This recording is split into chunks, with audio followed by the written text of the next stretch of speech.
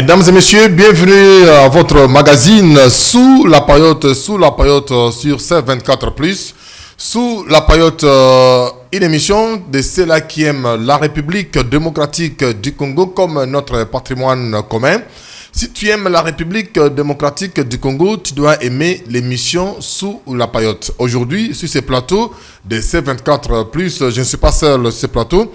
Je vais recevoir pour vous Monsieur Devos Kitoko. Devos Kitoko est directeur de campagne de Martin Fayoulou Madidi, président national du parti SID. Devos Kitoko est aussi enseignant de l'université. Là, il n'est pas là comme scientifique, là, il est comme politique. Vous savez, la République démocratique du Congo a organisé le 20 décembre, c'était hier, les scrutins combinés, c'est-à-dire on a élu les chefs de l'État, les députés nationaux, provinciaux et les conseillers communaux. Alors, autour de ce scrutin-là, on va parler avec M. Devos Kitoko, comment il a pu analyser l'organisation de ce scrutin par l'équipe Kadima, l'équipe qui dirige la CENI, et quelle chance il va donner après ce scrutin, après les votes, et pour les pays aussi, et l'avenir de son parti politique. Et on ne va plus oublier de dire un mot de l'opposition face à la nation. Bonjour, M. Devos Kitoko. Bonjour, monsieur le journaliste. Je pense que vous allez bien. Oui, par la grâce de Dieu qui nous protège chaque jour qui passe, je crois que tout va bien sur le plan de la santé. Nous sommes bien portants. Merci, je sais que vous êtes directeur de campagne de Martin Fayoulou Madidi, président national de l'ECD. Oui, je suis non seulement directeur de campagne du candidat numéro 11, Martin Fayoulou Madidi, mais je suis aussi le secrétaire général de l'ECD, notre parti politique dont Martin Fayoulou est président. Donc, à double titre politiquement, secrétaire général du parti et directeur de campagne de notre président Martin Fayoulou Madidi, le candidat numéro 11 à l'élection présidentielle en cours. Je pense que ce n'est plus encore parce que c'était le 20. C'était la CENI a organisé les scrutins le 20 décembre. Comment voyez-vous l'organisation de ces scrutins qui s'est déroulé ce 20 décembre dans notre pays et à l'extérieur du pays? Bon, c'est quand même une déception pour moi. Déception en tant que fils du Congo, déception en tant que politique et déception en tant que scientifique. Nous sommes au 4e cycle de l'organisation des élections en République démocratique du Congo. Nous avons eu des élections en 2006, on a eu des élections en 2011, les élections en 2018, et là, nous sommes en 2024. Ça fait 20 ans, jour pour jour, qu'on organise les élections. C'est qu'on devait, en principe, perfectionner le système électoral, perfectionner la façon de présenter les choses. Mais là, j'ai l'impression que nous avons reculé de 20 ans. Comment ça? Nous avons reculé de 20 ans parce que telles que les choses se sont passées hier et continuent à se passer maintenant, à la place des concepts que j'ai véhiculés de braquage électoral en 2018, opéré par M. Nanga et M. Kabila, aujourd'hui nous assistons pratiquement à une sauvagerie électorale. On ne peut pas admettre qu'après 3 cycles, au 4e cycle des élections, qu'on assiste à ce à quoi on a assisté, si tu permettais la tautologie, hier, le 20, c'est indescriptible, c'est inimaginable. Comme je le disais, même la tricherie, c'est un acte d'intelligence. On ne peut pas admettre que les choses se passent comme ça, mon cher ami. D'abord sur le plan logistique, à quelle heure les machines sont arrivées dans les lieux de vote? Jusqu'à hier midi, 13h. Ici à Kinshasa, les votes n'avaient pas encore commencé. Et quand ça commence, les machines n'ont pas de batterie, n'ont pas de charge. 1 heure, 2 heures après, les machines se bloquent. Et il y a des bureaux qui ont commencé à fonctionner à 17h, ici à Kinshasa.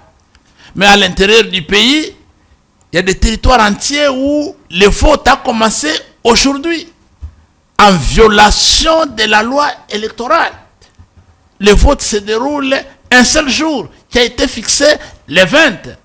Et aujourd'hui, le 21, ce n'est pas un vote, c'est illégal. Mais la loi électorale prévoit aussi qu'on doit récupérer des heures au cas où les votes ont commencé avec un retard. Oui, c'est clair. Alors, si on récupère aujourd'hui, en quoi ça devient... C'est l'article 50, je crois, entre l'article 50 ou l'article 55, de bonne mémoire. Donc, l'article est clair. Lorsque, à la fin des opérations, à la clôture des opérations, il s'avère qu'il y a des électeurs en file qui n'ont pas encore accompli leurs droits civiques.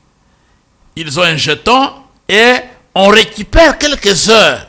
Donc si il était prévu de clôturer le vote à 18h, on peut récupérer les heures de retard, 2 heures, 3 heures, jusqu'à 21h ou 22h, mais on ne peut pas organiser le scrutin pendant 2 jours. C'est illégal. C'est illégal. Voilà, cher ami, vous savez, tout ce que j'ai de plus précieux en tant que personne, individu, c'est le Congo, la RDC. Peut-être les autres ont 2, 3 pays, mais moi, j'en ai qu'un seul. Mes parents, mon père, paix à son âme, ne m'a laissé qu'un seul pays qu'il avait. Ma mère est encore en vie, n'a qu'un seul pays. Je suis fils du centre de la République, d'une province qui n'a pas de frontières avec un pays étranger. Je n'ai que le Congo où loge mon cordon ombilical, où je rêve avoir ma dépouille après ma vie, rester sur les sol des ancêtres. Comment je peux assister impuissamment à la destruction de tous les systèmes existentiels en tant que nation, en tant que pays, en tant qu'humain? Vraiment comme ça. Et nous avions pensé qu'à l'issue de ces élections, la vérité des urnes pour laquelle je me suis battu aux côtés des autres compagnons pendant 5 ans, nous avons renoncé à tous les avantages individuels en tant qu'humains, tous les avantages qui pouvaient être des avantages légaux comme illégaux qui nous ont été proposés ça et là. On a tout renoncé parce que l'honneur et la dignité de ce pays n'ont pas de prix.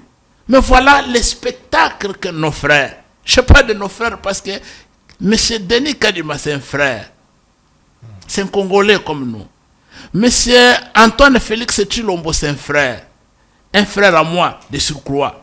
Comment les spectacles auxquels ils livrent le pays, et là nous sommes devenus ridicules aux yeux de la communauté nationale et internationale. Mais au moment où je vous parle là, chez moi à Cabinda, les votes se déroulent. Et maintenant, qu'est-ce qui se fait? Mon cher ami, on vient de m'appeler là, ceux qui avaient voté le matin, maintenant, dès que tu as 2000 francs, tu pars, tu donnes à un agent de la CENI, on te donne un bulletin, tu votes. Tu peux voter 4-5 fois. Et à la fin, ceux qui ont terminé, on les a chassés dans les bureaux de vote, sans procès verbal, sans PV. Ici à Kinshasa, il y a des mamans de l'ECD qui ont été tabassées la nuit, ici à Ngaliam, pour avoir voté Fayoulou. Qui t'a demandé de voter, mais de votre Kitoko, l'autre fois, vous réclamez qu'on organise les votes dans les délais constitutionnels. Là, c'était ça votre lutte de tous les jours.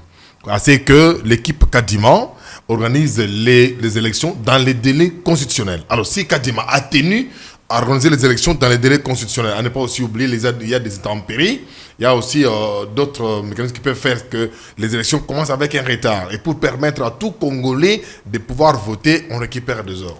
Dans les délais constitutionnels. Vous voyez, le problème c'est quoi? Le problème c'est l'orgueil.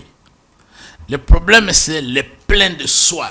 Quand quelqu'un se croit comme un demi-dieu et qu'il pense qu'au-dessus de lui, il n'y a personne. Ni les lois, ni Dieu. Personne, c'est lui. Voilà les résultats. Il faut être à l'écoute. Qu'est-ce qu'on n'a pas dit?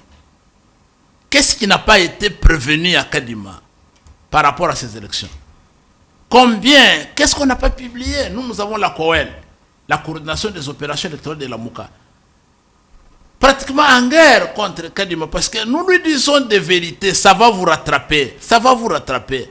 Si on était dans un état de droit, avec ce que Kadima fait, et les votes qu'il est en train d'organiser aujourd'hui, il devait être immédiatement arrêté et mis en prison. Vous dépensez près d'1 milliard de dollars, même plus, parce qu'avec ce qu'on a ajouté, pour qu'il arrive là où il est, c'est maintenant plus d'1 milliard de dollars pour présenter ce spectacle désolant. C'est un deuil national. Et ça, il ouvre la voie aux malfrats de toutes parts de créer le désordre au pays. Parce que le président qui sera proclamé à l'issue de cette élection ne sera pas reconnu par l'ensemble de notre peuple. Parce que, tout simplement, les choses se sont mal passées. Voilà pourquoi Martin Fayoulou, Denis Mukwege, Anzoulouni et les autres, ils ont demandé d'annuler les scrutins, d'annuler ces votes et de réorganiser une nouvelle élection. Mais il faut écarter. Kadima doit tirer les conséquences de son échec. Mon cher ami, tout le monde savait que techniquement, Kadima ne pouvait pas organiser l'élection le 20.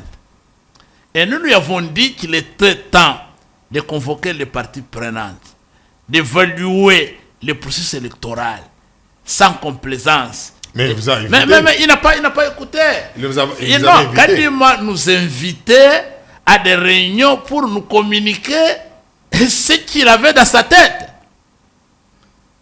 C'était comme ça. Il avait déjà un schéma dans sa tête, et ce schéma qu'il croyait être un schéma d'évangile non discutable, et quand vous venez, il vous communique, il n'y a pas de débat, il ne change rien.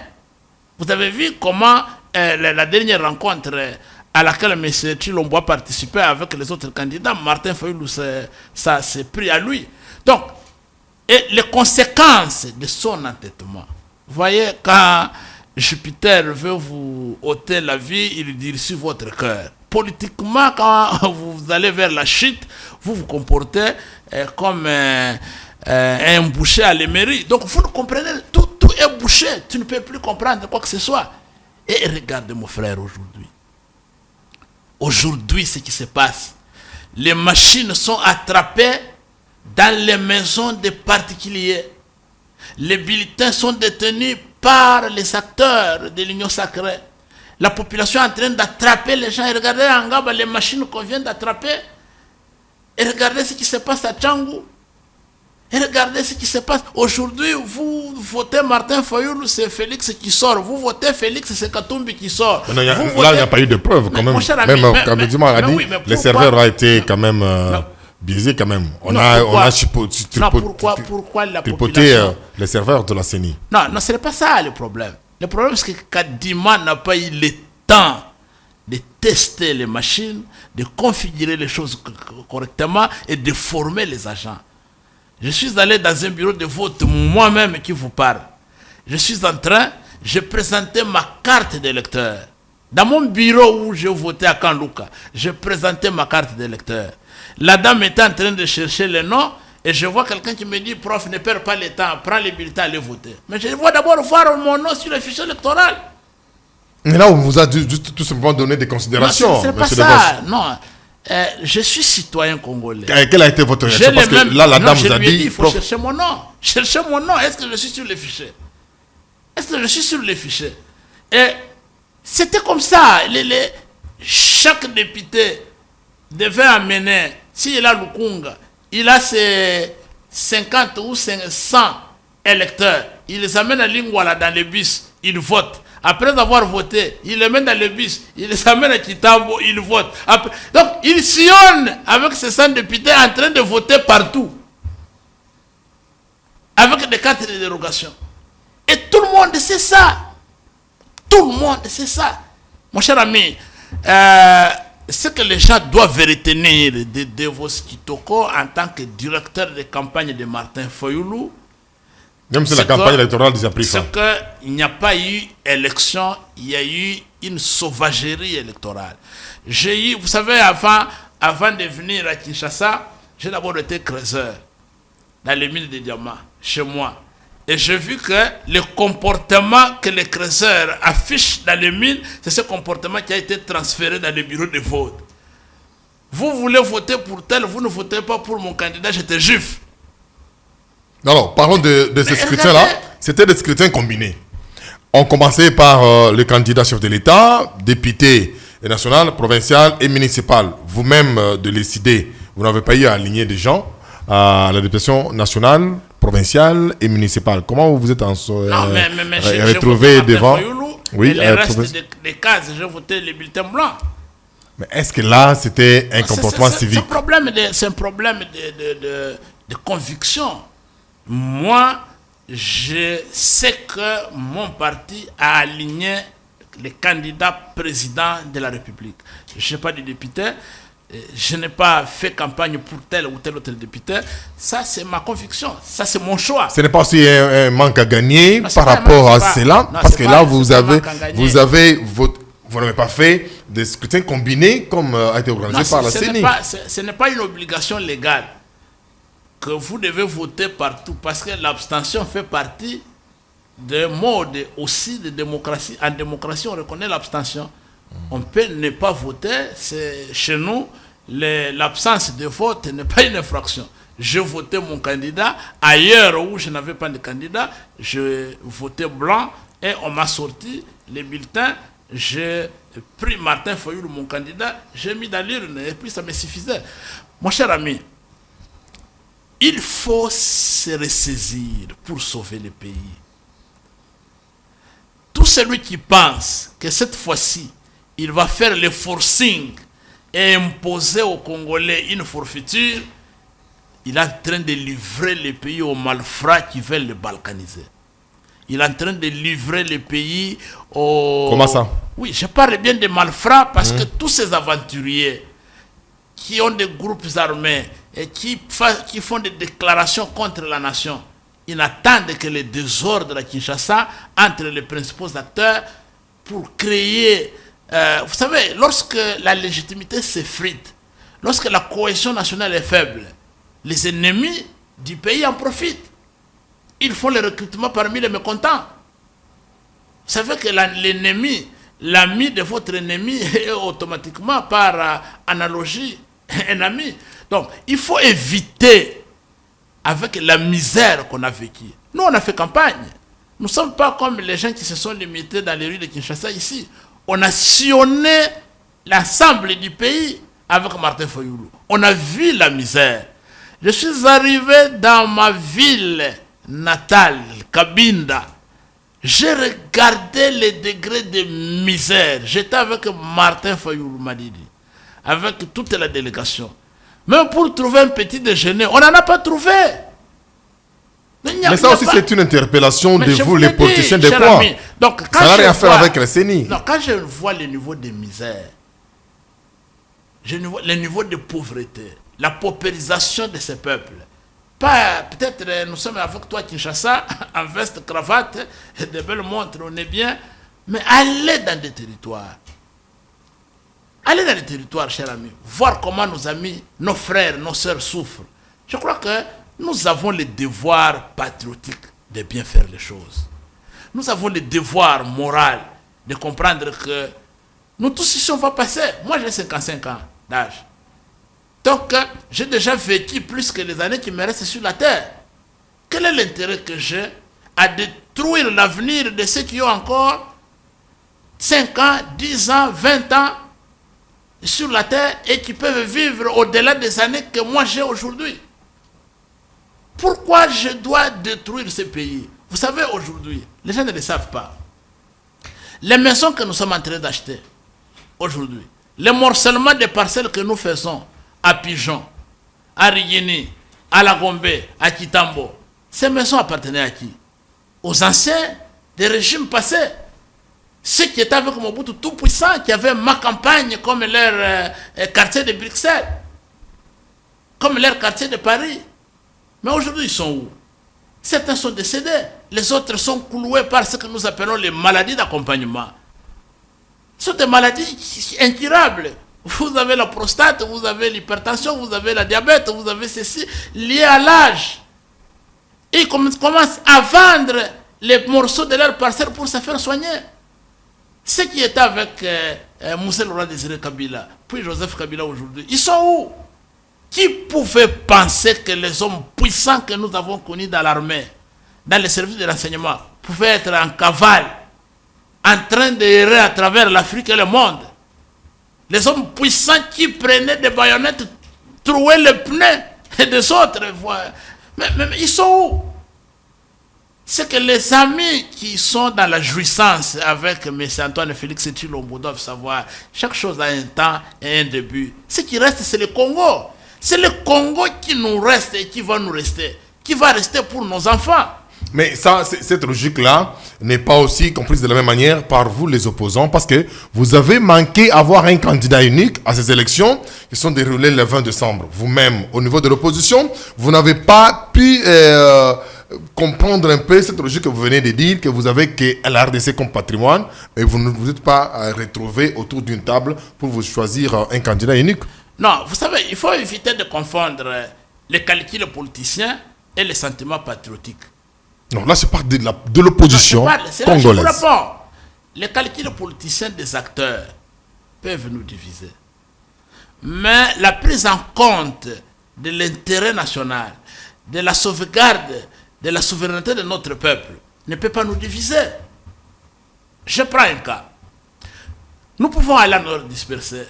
Le président Moïse Katumbi est candidat, le président Martin Fayoulou candidat, le Denis Mukwege candidat sont les principaux de ce que vous appelez l'opposition qui ont fait campagne comme les acteurs majeurs.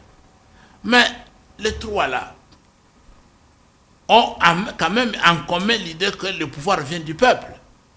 Si nous ne sommes pas mis d'accord et que nous sommes en face de Tshisekedi et que le peuple congolais, dans la transparence, l'impartialité et dans une élection apaisée et inclusive, nous tous, les PV faisant foi, signés par nos témoins et les observateurs, on se rend compte qu'au lieu de Tshisekedi, c'est Katumbi qui a gagné. Ou bien au lieu de Katumbi, c'est Fayoulou qui a gagné. Au lieu de Fayoulou, c'est Tshisekedi qui a gagné. Et tout le monde atteste. C'est le Congo qui gagne. L'article 5 de notre constitution stipule que la souveraineté appartient au peuple. Et le peuple délègue cette souveraineté à ses représentants dans les institutions. Nous devons accepter. Mon cher ami, pourquoi à Pretoria je n'ai pas signé les documents sur les candidats communs? Parce que je pensais qu'il n'était pas moralement acceptable qu'un étranger décide sur l'avenir des institutions de la République. Comment un étranger pouvait me dire que vous devez vous organiser pour que Tshisekedi parte? Et pour que Tshisekedi parte, vous devez prendre tel comme candidat commun. Et vous signez, on vous aide à les faire partir. Non, c'est pas ça. C'est pas le combat pour lequel j'ai consacré ma vie pendant les 5 dernières années. Demandez aux amis qui étaient avec moi dans la cellule politique de la Mouka. J'étais le coordonnateur. Vous avez Maman Bazaïba, Chéribé Oken de paix à son âme, Christian Mwando, ils sont vivants. Steve Kivuata, le professeur Kassongo Numbi, qui a la présidence de la République dans un projet de transfert d'eau du nord le fleuve Ubangi au Tchad. Demandez à ces 5-là. Tous ce sont des ministres. Ou dans des institutions comme mon ami Kivuata, l'IGF. Ils sont devenus tous des ministres. Mais nous étions ensemble à la Mouka dans la cellule politique. Pourquoi moi je ne suis pas devenu ministre? Est-ce que j'ai démérité sur le plan intellectuel ou sur le plan politique? Non. À un moment donné, j'ai fait un choix pour le combat. Ce combat s'appelle le combat de la vérité des urnes. C'est parce qu'on n'a pas jeté un regard sur vous. Moi, je pense et je continuerai à penser que s'il y a un régime qui ne vient pas de la volonté du peuple, c'est un régime à combattre. Bon, pourquoi vous parlez toujours d'un régime qui ne vient pas de la volonté du peuple? C'est pas parce que votre candidat, Martin Fayoulou, ne s'est pas retrouvé, ou soit en Afrique du Sud, c'est parce que dans cette réunion-là, on a choisi un autre candidat et qui n'est pas votre candidat, raison pour laquelle vous n'avez pas signé le document. Même si on avait choisi Martin Fayoulou, je ne l'accepterais pas. Pourquoi?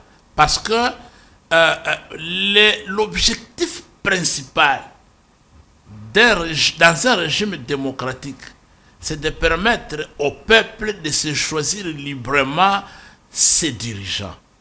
À partir du moment où le système qu'on veut mettre en place écarte le peuple et donne le pouvoir à un groupe d'individus étrangers de s'occuper des dirigeants de votre pays, ça ne peut pas marcher. Quand on est patriote, mon cher ami, vous savez, des fois, on ne connaît pas d'où chacun de nous vient et quelle est son évolution et là où il se trouve. Moi, je ne suis pas venu en politique pour être ministre, parce que je suis ministre, pour être PDG. Non, je suis enseignant. Moi, au moment où je vous parle, si le pays marche correctement et que chacun peut vivre à la sueur de son front, je serais très heureux d'être un enseignant à l'école secondaire. Je suis agrégé de l'enseignement secondaire du degré supérieur. J'ai été formé à la faculté de psychologie et des sciences d'éducation de Lubumbashi pour enseigner en 6e et en 5e des humanités. Je serais content de dispenser mes enseignements là. Je serais content de dispenser mes enseignements à l'université où je suis si je peux être rémunéré à ma juste valeur. Comment je peux soutenir un régime où l'étudiant que j'ai formé, ou l'étudiant qui est encore en formation, parce qu'il est député, lui a 21 000 $, et moi, son maître, j'ai 1 200 $, 1 300 $. C'est une injustice sociale inadmissible.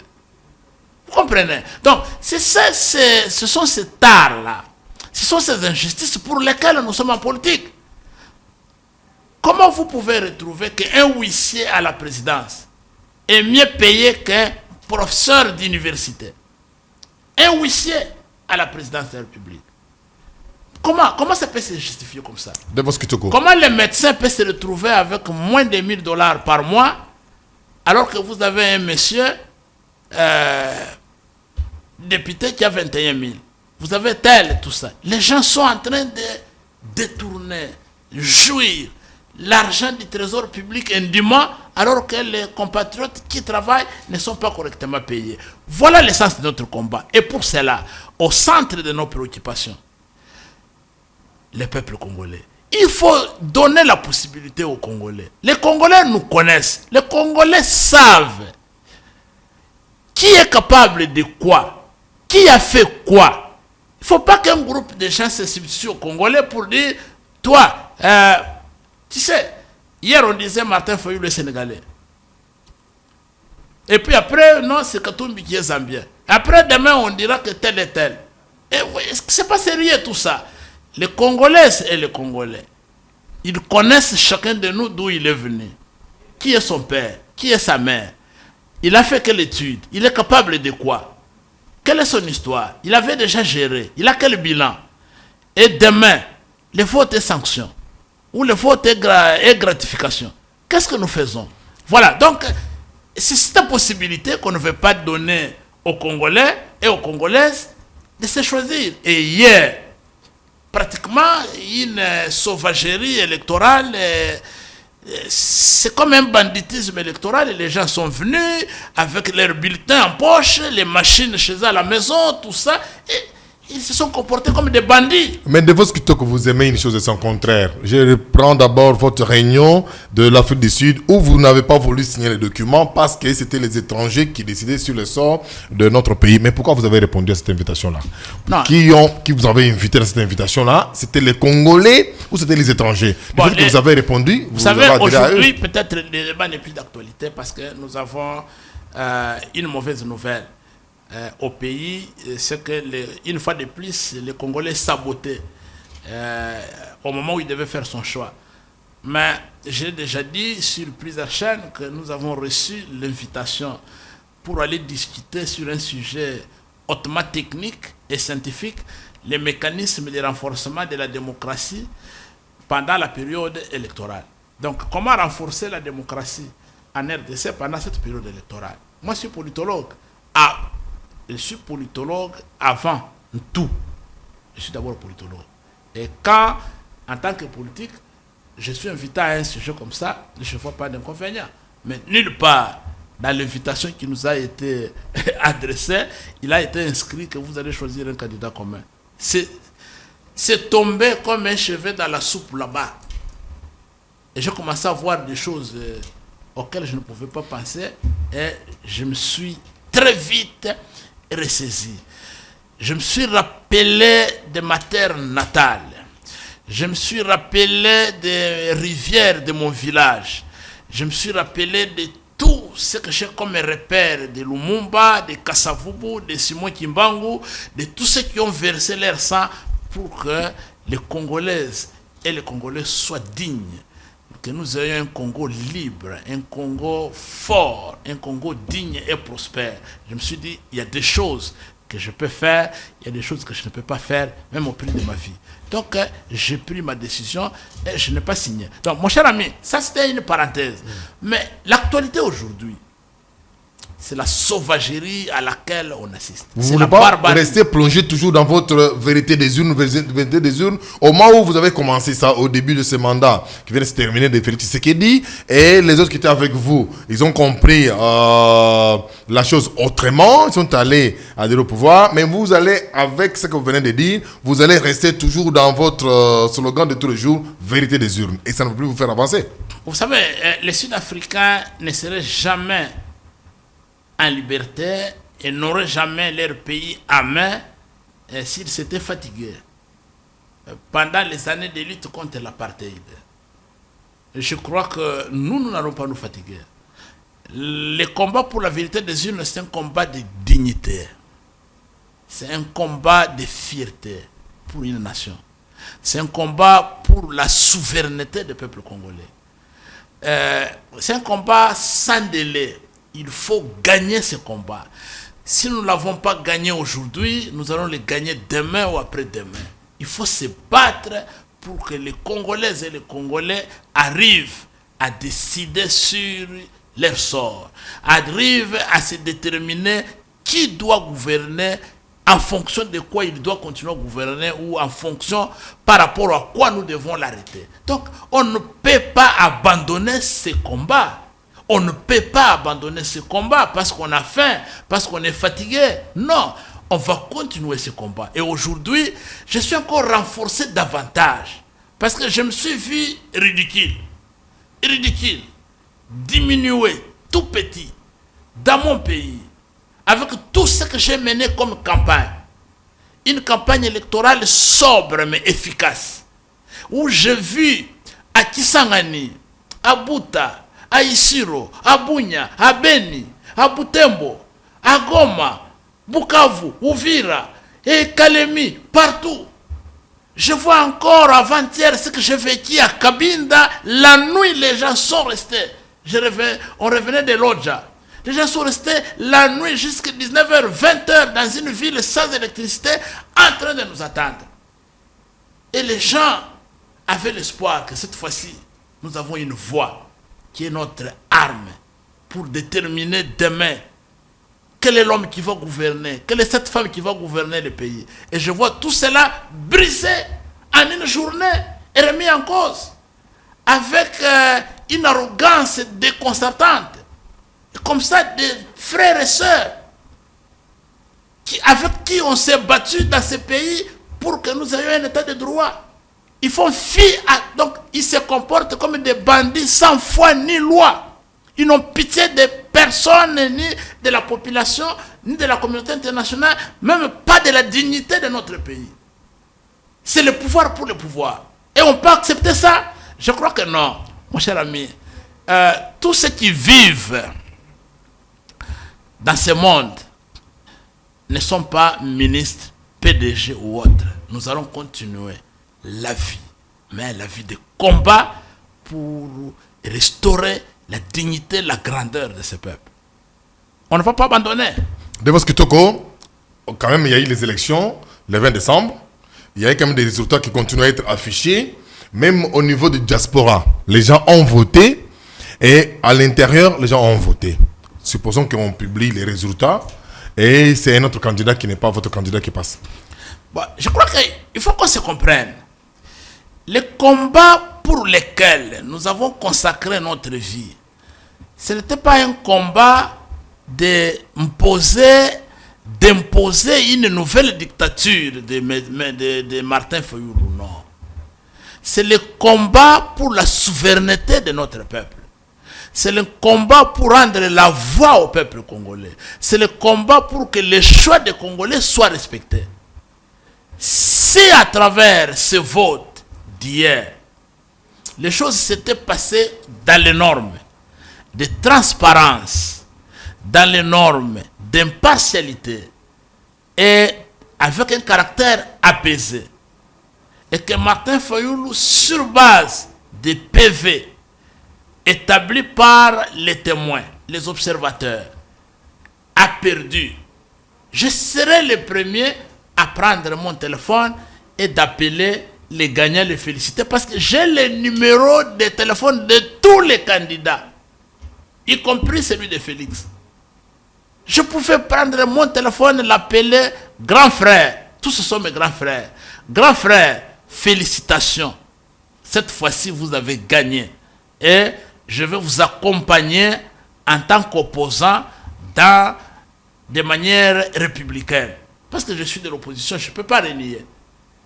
Si je perds, je fais l'opposition républicaine. Je critique là où ça ne marche pas, je félicite là où ça marche et je présente au peuple un projet de société alternative. C'est comme ça que ça se passe dans les démocraties modernes. Mais vous ne pouvez pas venir vous comporter comme des bandits sans respect ni de la loi électorale, ni de la constitution, ni de votre peuple. Vous prenez tout le monde comme des cons.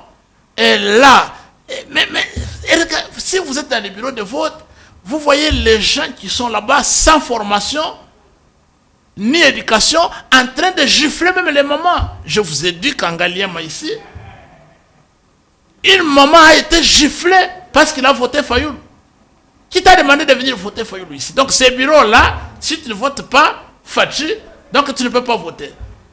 J'ai des vidéos où la maman est venue avec son numéro, je vote 21. Le gars qui est là-bas va mettre les doigts sur le visage de Fachi. Il fait voter Fachi alors que la maman lui dit clairement que je suis venu pour voter 21.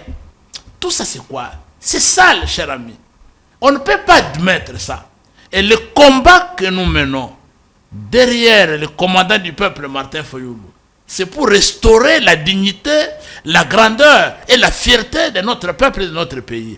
Ce n'est pas pour imposer Fayulu, non. Si Fayulu perdait dans la régulière les élections, nous on accepterait l'échec. Vous savez, quand on va dans une compétition comme celle-ci, on se prépare à tout. Il y a ce qu'on appelle la gestion de la réussite et la gestion de l'échec. Si Martin gagne aujourd'hui, on ne va pas faire. Si Martin, les élections s'étaient passées normalement et qu'il allait gagner, on ne pouvait pas se comporter en triomphalisme. Bien sûr, vous allez vous réjouir, mais tout en sachant que le pays est grand, on a besoin de tout le monde pour gouverner le pays. Le pays est grand, on a besoin de tout le monde pour gouverner le pays. Les CID n'a pas aligné les candidats à la députation nationale, provinciale et municipale. Quelle chance accordez-vous? Quel avenir pour votre parti politique SID? Non, le SID c'est un membre de la MOUCA. Mais la MOUCA qui n'est plus encore en forme pour l'instant, on ne peut pas continuer à parler d'une plateforme électorale qui n'est plus en forme pour l'instant, monsieur De Vos Kitoko. Là, vous êtes d'accord avec moi? Je ne sais pas si vous vivez en Afghanistan ou vous êtes en RDC. Je suis en RDC, oui, et précisément à Kinshasa. Si vous êtes en RDC, vous étiez les 16. C'est les 16 ou les 17? Les samedis passés. L'avant-dernier jour de la clôture de la campagne électorale. Quand Martin Fayulu est arrivé de Kenge, du Grand Bandundu, nous sommes allés le prendre à partir de l'aéroport pour arriver à Sainte-Thérèse. Vous avez vécu? Tout s'est arrêté dans la partie est de la République. Le roi de la RDC est descendu. C'était invivable. comparer avec les meetings que Chilombo a tenus dans les mêmes terrains. Non, on ne peut pas continuer à parler de campagne. Pour vous dire quoi? C'est déjà, les élections ont eu lieu. Non, et c'est fini. Votre question. Pour vous dire que l'élection présidentielle, c'est un contrat entre un peuple et un homme sur base d'un projet, d'un idéal, d'un espoir. Ce ne sont pas les députés nationaux et provinciaux qui font élire les présidents. C'est les présidents qui boostent la campagne des députés provinciaux nationaux. Donc nous, ce dont on avait besoin, c'est la transparence, l'impartialité, le caractère apaisé du processus électoral. Un point très. Et dans les urnes, les Congolaises et les Congolais qui nous ont accueillis en liesse populaire, sans argent, comme les autres devaient monnayer, trafiquer les images. On n'a pas donné l'argent pour mobiliser les masses que vous voyez derrière Fayulu Kisangani. À Bunya, à Beni Territoire et Beniville, à Butembo, toutes ces foules, ces masses venaient derrière un idéal, derrière un homme, un projet. Vous êtes content? C'est vous dire que Martin Fayulu, par son intégrité morale, Martin Fayulu, par sa compétence et son expérience politique, Martin Fayulu, par sa formation universitaire solide, c'est un espoir pour les Congolais. Quand même, vous êtes d'accord que la population s'est exprimée quand même en âme et conscience la journée du 20 décembre au scrutin combiné. Mais comment vous le saurez à partir du moment où les gens se sont comportés comme des sauvages dans les bureaux de vote? Non, mais quand vous êtes parti voter, est-ce qu'on vous a brutalisé? Vous savez, quand vous êtes parti voter, parce que je vous ai vu, vous avez voté quand même. La fois passée, je parlais du braquage électoral. On parlait de hold-up électoral. Ici, je parle de la sauvagerie électorale. Non, est-ce que vous avez voté hier? Je vous dis, je votais. Dans la paix ou dans la brutalité, monsieur De Vos Kitoko? De Vos Kitoko, c'est De Vos Kitoko. C'est pas n'importe qui. Vous avez voté dans la paix? Je vous l'ai dit, ce que les petits brigands peuvent faire à une maman telle qu'on l'a giflée, hein? Quand ils voient De Vos Kitoko vous impose. Maintenant, vous avez parlé d'un cas isolé. C'est pas un vous cas parlez isolé. d'un cas isolé, mais ce n'est pas généralisé. Mon cher ami, un cas isolé à l'ensemble du pays. Mais pourquoi les observateurs et les témoins ont été privés des procès-verbaux? Mais vous venez de le dire. Vous venez de dire qu'il y a aussi certains observateurs internationaux qui ne parlent pas de l'intérêt du patrimoine commun qui est la RDC. Je parle d'abord de Là, nos vous avez témoins. parlé. Je parle d'abord de nos témoins de la Mouka Fayulu. Pourquoi on les a privés on les a privés des PV? Dans tous les pays, je viens de parler avec les représentants, les coordonnateurs de la campagne. Il y a certains bulletins. Je viens de parler avec les coordonnateurs de la campagne électorale de Martin Fayulu à Bunya. On refuse de remettre les PV. J'ai appelé à Kolwezi, on refuse de remettre les PV. Mais pourquoi ils refusent de remettre les PV? Ils connaissent ce que devait être le contenu de ces PV. Voilà, cher ami. Je crois que c'est ridicule tout ça. Ça ne nous honore pas. Ça n'honore pas le pays, ça ne nous honore pas en tant que peuple. Et en tant qu'acteur politique, personne ne pourra nous respecter à travers le monde. Personne ne pourra nous respecter à travers le monde avec ce qui se passe là. Vous ne pouvez pas violer vos propres lois. Et je vous informe que tous les votes d'aujourd'hui, le 21, c'est un vote illégal. À annuler, supprimer. En violation de la loi électorale. Mais du moins, on maintient les votes du 20 décembre. Non, vous savez, si la justice fonctionnait, on aurait déjà arrêté le vote d'aujourd'hui, prendre les polices, ramener Kadima Manu Militari et puis les mettre en garde à vue. Kadima ne pouvait pas aujourd'hui être en liberté. C'est un prisonnier qu'on devait prendre. Nous sommes arrivés à la fin de notre magazine. Votre mot de la fin. Le mot de la fin, ce que je demande aux Congolaises, aux Congolais, d'être debout. Doubler la vigilance. Les ennemis de la démocratie viennent encore une fois de plus d'opérer un coup. On ne l'admettra pas, on ne l'acceptera jamais. Nous devons comprendre que notre dignité, notre honneur, notre souveraineté ne sont pas commerciables. Et nous devons nous défendre. L'élection qui vient de se passer, c'est une sauvagerie à supprimer, à annuler. L'élection doit être reprise. On doit reprendre les élections pour que les Congolaises et les Congolais aient la possibilité de voter dans la transparence, l'impartialité et de choisir librement ses propres dirigeants. Nous sommes arrivés à la fin de notre magazine sous la paillote et magazine de ceux qui aiment la République démocratique du Congo, notre patrimoine commun. Aujourd'hui, pour vous, on a reçu Devos Kitoko, qui est directeur de campagne de Martin Fayulu. On a parlé des scrutins qui se sont déroulés le 20 décembre dans l'ensemble de notre pays et il a parlé en tant qu'opposant du pouvoir en place. Il a donné son point de vue et vous savez que le vote a eu lieu en République démocratique du Congo et dans le pays et dans des ambassades à l'extérieur du pays le 20 décembre. On prend rendez-vous pour vous pour la semaine prochaine. Au revoir.